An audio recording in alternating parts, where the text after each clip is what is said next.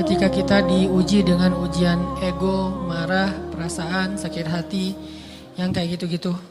Ini ujian jauh lebih berat daripada ujian fisik dan ujian harta. Termasuk rasa cinta, rasa benci, kadang itu menjadi ujian.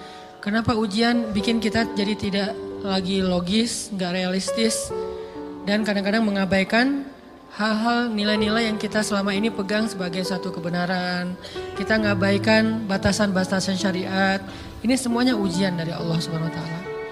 Sehingga tidak disebut orang yang beriman kecuali ketika Allah SWT melihat dia sabar dalam ujian.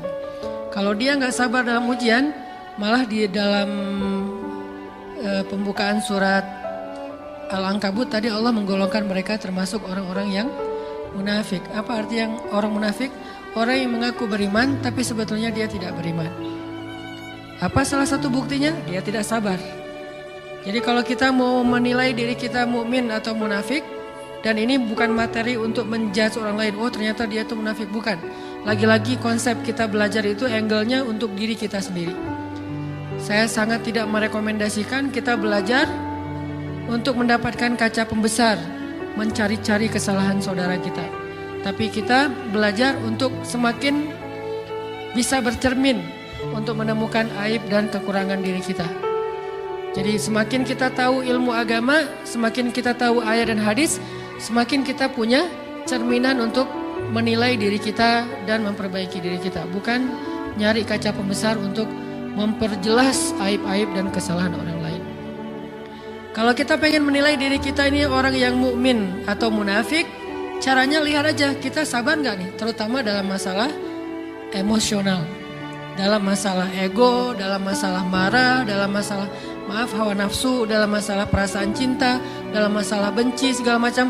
Masih bisa nggak kita adil bahkan kepada orang yang kita benci? Adil kepada orang yang kita benci, adil kepada musuh sekalipun. Bahwa jangan sampai kita gara-gara gak suka kepada seseorang, kita berlaku zalim kepada dia. Jangan.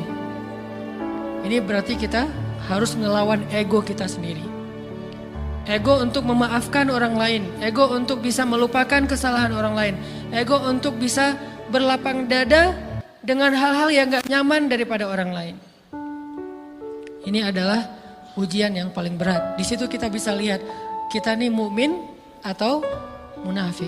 Kalau nggak pernah sabar sama sekali dalam masalah ego, dalam masalah emosional, berarti jangan-jangan kita tergolong di antara orang-orang yang kata Allah wa ma hum bimu'minin. Mereka bukan orang yang beriman.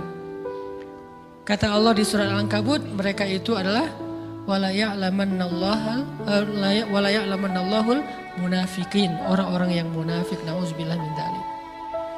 Kalau kita merasa pernah sabar terhadap emosi kita, sekarang kita lihat sesering apa kita sabar terhadap emosi kita. Maka derajat seorang mukmin tergantung tingkat kesabarannya.